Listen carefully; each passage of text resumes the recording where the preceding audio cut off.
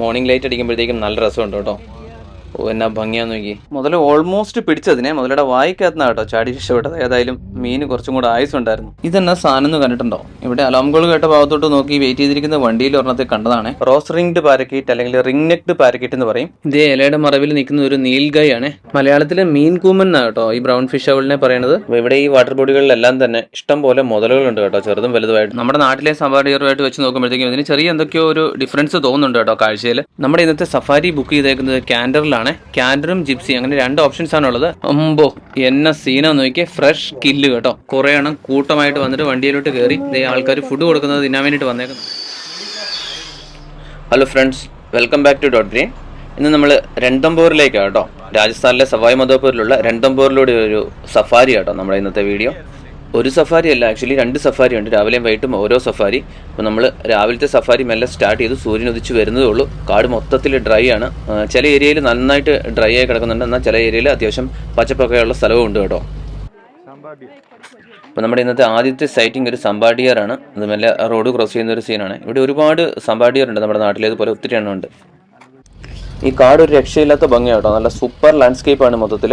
പക്ഷേ നമ്മൾ വന്നേക്കുന്നത് സമ്മറിൻ്റെ എക്സ്ട്രീം ടൈമിലായതുകൊണ്ട് മൊത്തത്തിൽ ഡ്രൈ ആയി കിടക്കുകയാണെന്ന് മാത്രം.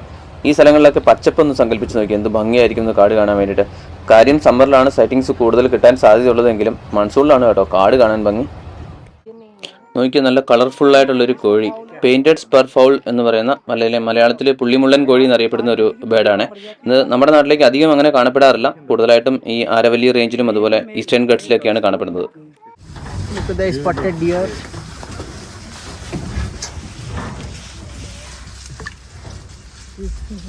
The cheetal is also known as the spotted deer, rufous brown color. They live in group and male have antlers without antler females.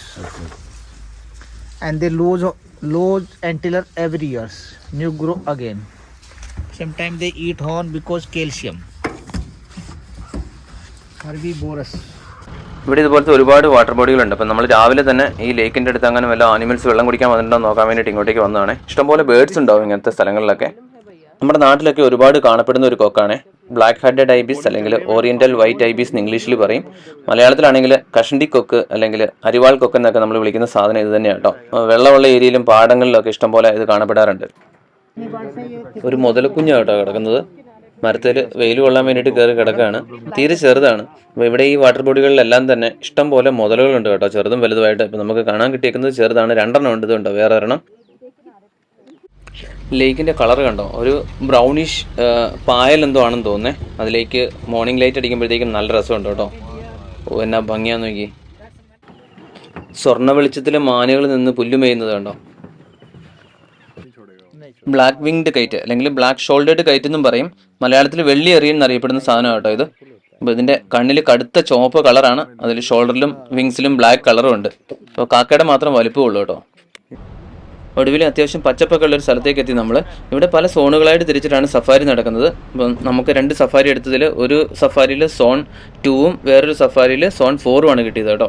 അപ്പോൾ ഇവിടുത്തെ ഏറ്റവും ബെസ്റ്റ് സോൺ എന്നറിയപ്പെടുന്നത് സോൺ 3 ആണ്. അതുപോലെ സോൺ 2, 3, 4 ആണ് ഇവിടെ അത്യാവശ്യം സൈറ്റിങ്ങും ഭംഗിയൊക്കെയുള്ള സോണുകൾ കേട്ടോ.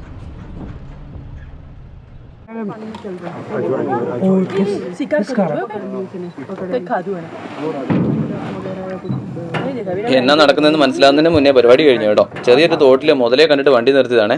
അപ്പോഴേക്കും മുതലൊരു വലിയ മീനെ പിടിക്കാൻ ശ്രമിച്ചത് മീൻ ചാടി പോകുന്ന സീനാണ് കണ്ടത് കേട്ടോ. ഒന്ന് സ്ലോ മോഷനിലൊന്ന് കണ്ടു നോക്കി, അപ്പോൾ മനസ്സിലാവും. മുതൽ ഓൾമോസ്റ്റ് പിടിച്ചതിനെ മുതലയുടെ വായിക്കകത്തുനിന്നാണ് കേട്ടോ ചാടി രക്ഷപ്പെട്ടത്. ഏതായാലും മീൻ കുറച്ചും കൂടെ ആയുസ് ഉണ്ടായിരുന്നു. കിടിലം കാഴ്ചയായിരുന്നു കേട്ടോ. ആദ്യമായിട്ടാണ് മുതലേ ഇഷ്ടംപോലെ കണ്ടിട്ടുണ്ടെങ്കിലും മുതല ഒരു ഹണ്ട് ചെയ്യുന്നത് ആദ്യമായിട്ടാണ് കേട്ടോ കാണുന്നത്.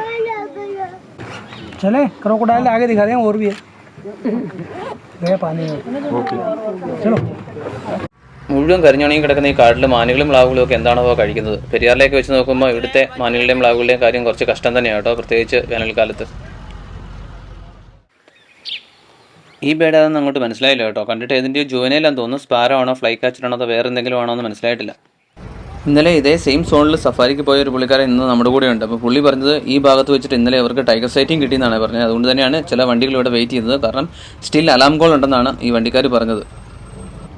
ഇതെന്നാ സാധനം എന്ന് കണ്ടിട്ടുണ്ടോ? ഇവിടെ അലാം കോൾ കേട്ട ഭാഗത്തോട്ട് നോക്കി വെയിറ്റ് ചെയ്തിരിക്കുന്ന വണ്ടിയിൽ ഒരെണ്ണത്തെ കണ്ടതാണ്. എൻ്റെ പൊന്നു, ക്യാമറ കേട്ടോ, ക്രെയിനിൽ ഓപ്പറേറ്റ് ചെയ്യുന്ന ക്യാമറ. ഏതോ ചാനലുകാരുടെ ആണെന്ന് തോന്നുന്നു. ഇവർ കുറേ നേരമായിട്ട് ഇവിടെ വെയിറ്റിംഗ് ആണ്. കാരണം അലാം കോൾ ഉള്ളതുകൊണ്ട് ടൈഗറിൻ്റെ വരവ് പ്രതീക്ഷിച്ചിരിക്കുകയാണ്. ഞങ്ങൾ ഏതായാലും അവിടെ അധികം സമയം കളയാതെ മുന്നോട്ടൊന്ന് പോയി നോക്കാൻ തീരുമാനിച്ചു. അവിടെ വണ്ടികൾ വെയിറ്റ് ചെയ്യുന്നുള്ളത് കൊണ്ട് തന്നെ ടൈഗർ സെറ്റിംഗ് കിട്ടിയാൽ അറിയാലോ. നമ്മൾ മുന്നോട്ട് പോയപ്പോൾ വീണ്ടും സ്പോട്ടഡ് ഡിയറിൻ്റെ അലാം കോൾ കേട്ടു.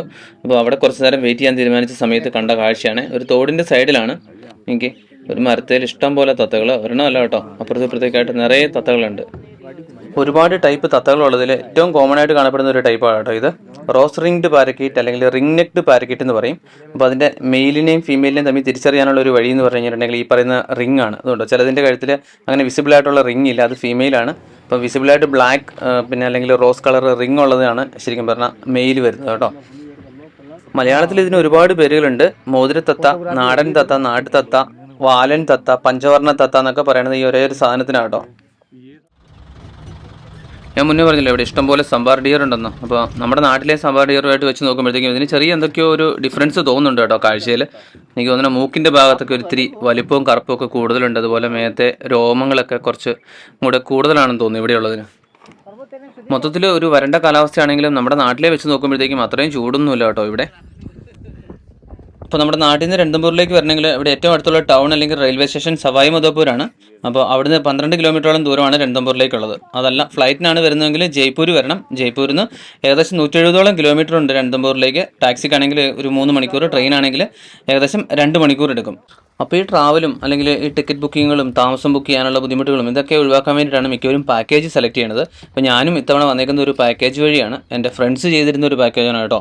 നമ്മുടെ വണ്ടർലസ്റ്റ് സ്റ്റോറീസിലെ നിതിനും അതുപോലെ ഹാരിസ് കാസിം വ്ലോഗ്സിലെ ഹാരിസും കൂടെ ചേർന്ന് നടത്തിയ ഒരു ട്രിപ്പായിരുന്നു ഇത്. രൺതംബോറിലേക്ക് മാത്രമായിരുന്നില്ല കേട്ടോ. ആദ്യം പോയത് ഗുജറാത്തിലെ ഗീർ ഫോറസ്റ്റിലേക്കായിരുന്നു. അതിനുശേഷം നമ്മൾ ജയ്പൂരിലുള്ള ജലാന ലെപ്പേർഡ് സാങ്ച്വറി കവർ ചെയ്തു.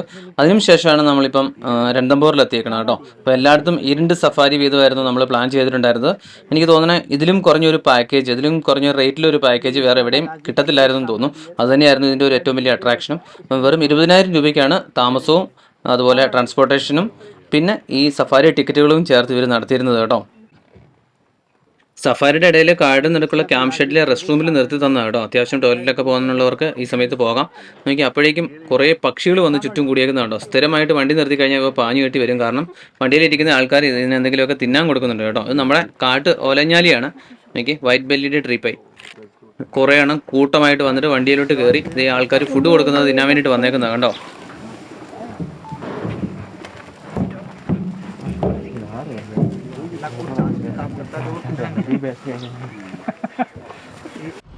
അപ്പോൾ ഞാൻ മുന്നേ പറഞ്ഞ സഫാരി പാക്കേജ് അവർ വീണ്ടും നടത്താൻ ഉദ്ദേശിക്കുന്നുണ്ട്. അപ്പോൾ അവരുടെ കോൺടാക്ട് നമ്പറും കാര്യങ്ങളൊക്കെ ഞാൻ വീഡിയോയുടെ ഡിസ്ക്രിപ്ഷനിൽ കൊടുത്തേക്കാം. എനിക്ക് തോന്നുന്നത് മെയ് ജൂണിലേക്കൊക്കെ അവർ വീണ്ടും സെയിം ട്രിപ്പ് റിപ്പീറ്റ് ചെയ്യാൻ വേണ്ടിയിട്ട് പ്ലാൻ ഉണ്ട്. ഇതുപോലത്തെ ബഡ്ജറ്റ് സഫാരി ട്രിപ്പുകളൊക്കെ ചെയ്യണമെന്നുണ്ടെങ്കിൽ അവരെ കോൺടാക്ട് ചെയ്താൽ മതി കേട്ടോ. അപ്പോൾ അവരുടെ നമ്പേഴ്സ് വീഡിയോയുടെ ഡിസ്ക്രിപ്ഷനിലുണ്ട്. അപ്പോൾ നമ്മുടെ സഫാരികളെ പറ്റിയൊക്കെ ജനറലായിട്ടൊരു കാര്യം പറയാനുള്ളത്, സഫാരിയിലെ ആനിമൽ സൈറ്റിങ്സ് എന്ന് പറഞ്ഞാൽ ഫുള്ള് ലക്കാണ് കേട്ടോ. ഇപ്പോൾ ഒരു സഫാരി എടുത്താൽ ഉടനെ നമുക്ക് ഉദ്ദേശിക്കുന്ന മൃഗങ്ങളെ കാണാൻ പറ്റുന്ന നിർബന്ധമൊന്നുമില്ല.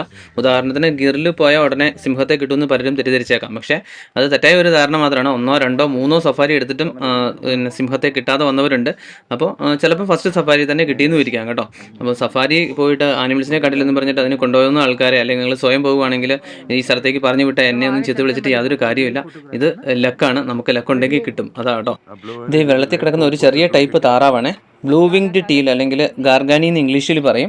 മലയാളത്തിൽ വരി എരണ്ട എന്ന് പറയുന്ന താറാവാണിത്. ഈ കാണുന്ന ഉണക്കക്കമ്പ് വെള്ളത്തിൽ കിടക്കുന്നതല്ല കേട്ടോ, മുതലയാണ്. ഞാൻ മുന്നേ പറഞ്ഞില്ലായിരുന്നു ഇവിടുത്തെ ലേക്കുകളിലൊക്കെ ഇഷ്ടം പോലെ മുതലുണ്ടെന്ന്. ഇതിങ്ങനെ കിടക്കുന്നത് കണ്ടു കഴിഞ്ഞാൽ മനസ്സിലാകാൻ കൂടിയില്ല എന്നാന്ന്. ഏഷ്യൻ ഓപ്പൺ ബിൽ അഥവാ ചേരക്കൊക്കൻ, ആ കൂട്ടിമുട്ടാതിരിക്കുന്ന 2 കൊക്കുകളില്ലേ, അതാണ് കേട്ടോ ഇതിൻ്റെ പ്രത്യേകത.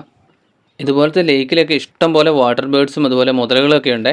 അപ്പോൾ ഇതുകൊണ്ടില്ലേ വേറൊരു ടൈപ്പിലുള്ളൊരു താറാവ്, നല്ല സ്വർണ്ണ കളറിലുള്ള ഈ താറാവിനെ റെഡി ഷെൽ ഡക്ക് എന്നാണ് ഇംഗ്ലീഷിൽ പറയുന്നത്. അതുപോലെ ബ്രാഹ്മണി ഡക്ക് എന്നും ഇന്ത്യയിൽ പൊതുവെ അറിയപ്പെടുന്നുണ്ട്. മലയാളത്തിലാണെങ്കിൽ ചക്രവാകം അല്ലെങ്കിൽ തങ്കത്താറാവ് എന്നൊക്കെ പറയുന്നത് ഇതിനെയാണ്. മിക്കവാറും ജോഡിയായിട്ടാണ് ഇതിനെ കാണാറ്. ഹംസവർഗത്തിൽപ്പെട്ട ഇതിനെ അതുകൊണ്ട് തന്നെ പ്രണയത്തിൻ്റെ സിമ്പിളൊക്കെ ആയിട്ട് കവികളൊക്കെ ഉപയോഗിക്കാറുണ്ട്.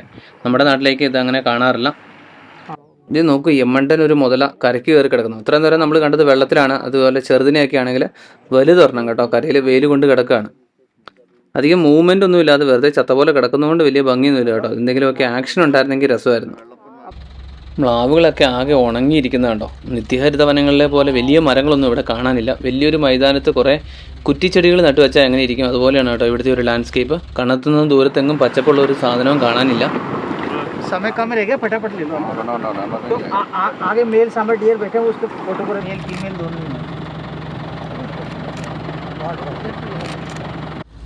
പോകുന്ന വഴികളിലൊക്കെ പല സ്ഥലത്തും വേനലിനോട് മസിൽ പിടിച്ച് നിൽക്കുന്ന ചെറിയ മരങ്ങളും അതുപോലെ ഒരുപാട് ഉണങ്ങിപ്പോയ ഉറവച്ചാലുകളും നല്ല ലാൻഡ്സ്കേപ്പും ഒക്കെ കാണാവേ. അതുകൊണ്ട് തന്നെ ഞാൻ മുന്നേ പറഞ്ഞ പോലെ മഴക്കാലത്ത് ഇവിടെ വന്നു കഴിഞ്ഞിട്ടുണ്ടെങ്കിൽ സൈറ്റിങ്സ് ഇതിൽ കുറവാണെങ്കിലും കിടിലൻ ലാൻഡ്സ്കേപ്പും കാടിൻ്റെ യഥാർത്ഥ ഭംഗിയും ആസ്വദിക്കാൻ പറ്റുമെന്നാണ് തോന്നുന്നത്. ഓറിയൻ്റൽ മക്പൈ റോബിൻ, മലയാളത്തിൽ മണ്ണാത്തിപ്പുള്ളെന്ന് പറയും. വെയിലടിച്ചിട്ട് തിളങ്ങുന്നുണ്ടോ. നമ്മളിപ്പം സോൺ 2 ടൈഗറിനെ തപ്പി പോയിക്കൊണ്ടിരിക്കുകയാണ്. അപ്പോൾ ഞാൻ മുന്നേ പറഞ്ഞ പോലെ 10 സോണുകളാണ് ഇവിടെ ഉള്ളത്. ആ 10 സോണിൽ നമുക്ക് ഇന്ന സോൺ എന്ന് പറഞ്ഞിട്ട് ചൂസ് ചെയ്യാൻ ഓപ്ഷൻ ഇല്ല. ഓൺലൈൻ ബുക്ക് ചെയ്യുമ്പോൾ നമുക്ക് 1 to 7 പിന്നെ 8 to 10 ഇങ്ങനെ 2 ഓപ്ഷനാണ് ചൂസ് ചെയ്യാനുള്ളത്. അതിൽ ഏതെങ്കിലും ഒന്ന് നമുക്ക് റാൻഡമായിട്ട് അലോക്കേറ്റ് ആവുക ചെയ്യുന്നത്. ഇതേ ഇലയുടെ മറവിൽ നിൽക്കുന്ന ഒരു നീൽഗായാണ്. തലപൊക്കി നോക്കുന്നുണ്ട്. നമ്മുടെ ബ്ലൂ ബുൾ, മുന്നത്തെ ജലാന വീഡിയോയിൽ ലെപ്പേഡ് ഇതിനെ പിടിച്ച് തിന്നുന്ന കേട്ടോ നമ്മൾ കാണിച്ചേക്കുന്നത്. അപ്പോൾ അത് കണ്ടിട്ടില്ലാത്തവർ ലിങ്ക് ഡിസ്ക്രിപ്ഷനിലുണ്ടെന്ന് പോയി കാണണേ. കണ്ടോ, ഇതാണ് സാധനം. നമ്മുടെ നാട്ടിൽ അങ്ങനെ കാണാനില്ലാത്ത ബ്ലൂ ബുള്ളിനെ കണ്ടോ. ഇത് മെയിലാണ്. അപ്പം ഫീമെയിൽ ആണെങ്കിൽ ഈ പറഞ്ഞാൽ ഇത്രയും ബ്ലൂ നിറമൊന്നുമില്ലേ. നമ്മൾ ഈ സഫാരി പോകുന്ന 2, 3, 4 സോണുകളിലൊക്കെ മെയിനായിട്ട് സൈറ്റിംഗ് കിട്ടുന്ന 3-4 കടുവകളുണ്ട് കേട്ടോ. റിദ്ധി, സിദ്ധി, അതുപോലെ ആരോ ഹെഡ്, പിന്നെ നൂറി. അതിൽ റിദ്ധി സിദ്ധിയുടെ അമ്മയാണ് ഈ ആരോ ഹെഡ്. അതിനെയാണ് ഇന്നലെ വൈകിട്ട് ഇവിടെ സൈറ്റിംഗ് കിട്ടിയിട്ട് കുറച്ച് മുന്നേ നമ്മൾ ആൾക്കാർ അലാം കോൾ കേട്ടിട്ട് വെയിറ്റ് ചെയ്ത് നിൽക്കണമെന്ന് പറഞ്ഞില്ലേ, ആ ടൈഗർ. നോക്കി ഒരു യമണ്ടം കാട്ട് വന്നു. അതിൻ്റെ പുറകോട്ട് പുല്ലിനകത്ത് വേറെയും കുറേ എണ്ണം ഉണ്ടേ. നമ്മളങ്ങനെ തിരിച്ച് വീണ്ടും ഒരു റൗണ്ടൊക്കെ ഇറങ്ങിയിട്ട് ആ അലാം കോൾ കേട്ട സ്ഥലത്ത് വന്ന് നിൽക്കുവാണ്. വണ്ടികൾ ഓൾറെഡി വെയിറ്റിംഗ് ആണ്. അലാം കോൾ നല്ല ശക്തമായിട്ടുണ്ട്. സമ്പാഡിയറിൻ്റെ അലാം കോൾ ശക്തമായിട്ട് കേൾക്കാം, ഫ്രീക്വൻ്റ് ആയിട്ടും. പക്ഷേ കുറച്ച് ദൂരത്തു നിന്നായതുകൊണ്ട് ഒന്നും കാണാനില്ല. എല്ലാവരും വെയിറ്റിംഗ് ആണ്. अलार्म कॉल चल रही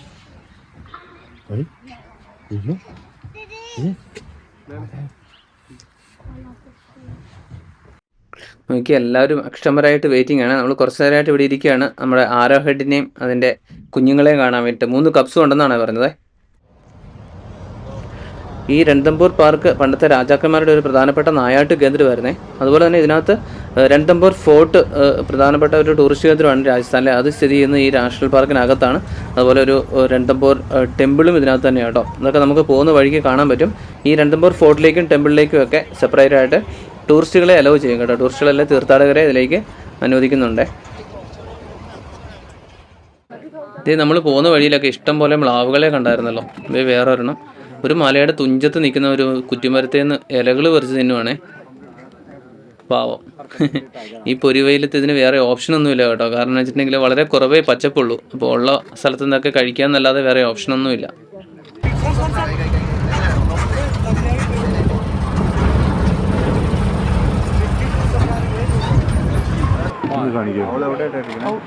ചേട്ടാ ഇതുണ്ടോ? Brown fish owl on the tree brown fish owl, പിന്നെ അതിൻ്റെ കുട്ടിയുണ്ട്. മലയാളത്തിൽ മീൻ കൂമൻ എന്നാണ് കേട്ടോ ഈ ബ്രൗൺ ഫിഷ് ഔളിനെ പറയുന്നത്. പൂച്ചയുടെയൊക്കെ ഏകദേശം ഒരു മുഖവും അതുപോലെ ബ്രൗൺ നിറത്തിൽ കറുത്ത വരകളുള്ള ഒരു ബോഡിയും പിന്നെ പരുന്നിൻ്റെയൊക്കെ അത്രയും ഏകദേശം വലുപ്പം കേട്ടോ ഇതിനുള്ളത്. നമ്മുടെ ഇന്നത്തെ സഫാരി ബുക്ക് ചെയ്തേക്കുന്നത് ക്യാൻഡറിലാണ്. ക്യാൻഡറും ജിപ്സി അങ്ങനെ 2 ഓപ്ഷൻസാണ് ഉള്ളത്. ക്യാൻഡറിലാണെങ്കിൽ അറ്റ് എ ടൈം 20 പേർക്ക് പോകാൻ പറ്റും. ജിപ്സി ആണെങ്കിൽ മൊത്തം 6 പേർക്കാണ് കേട്ടോ. 6 സീറ്റുള്ള ജിപ്സിയാണ് കേട്ടോ. അങ്ങനെ 20 ജിപ്സിയും 20 ക്യാൻഡറുമാണ് ഒരു ദിവസം ഇതിനകത്തേക്ക് അലൗഡ് ആയിട്ടുള്ളത്. അപ്പോൾ ജിപ്സിക്കാണെങ്കിൽ ചാർജ് വരുന്നത് 1850 രൂപ പെർ ഹെഡും അതുപോലെ ക്യാൻഡറിനാണെങ്കിൽ 1450 രൂപ പെർ ഹെഡും ആണ് കേട്ടോ. അപ്പോൾ എൻ്റെ ഒരു അഭിപ്രായത്തിൽ ഒന്നും കൂടെ നല്ലത് ജിപ്സി ആയിരിക്കും. കാരണം ക്യാൻഡറിൽ ഭയങ്കര തിരക്കായിരിക്കും. അതുപോലെ തന്നെ ഒരു ലോറിയിൽ ഒക്കെ ഇരുന്ന് പോകുന്ന ഒരു ഫീലാണ് കേട്ടോ ക്യാൻഡറിലുള്ളത്. ഇവിടുത്തെ സഫാരിയുടെ ടൈമിംഗ് എന്ന് പറയുന്നത് രാവിലെ 6:30 സ്റ്റാർട്ട് ചെയ്യും. അതുപോലെ വൈകിട്ടത്തെ ആണെങ്കിൽ ഉച്ചയ്ക്ക് 2:30 സ്റ്റാർട്ട് ചെയ്യും. അങ്ങനെ മൊത്തം 3.5 മണിക്കൂർ ദൈർഘ്യമുള്ള സഫാരിയാണ് നമുക്ക് കിട്ടുന്നത്. ഈ 6:30, 2:30 എന്നുള്ള ടൈമിങ് ഒരു അരമണിക്കൂർ അങ്ങോട്ടോ ഇങ്ങോട്ടോ മാറാം സൺറൈസിനെ ബേസ് ചെയ്തിട്ട്.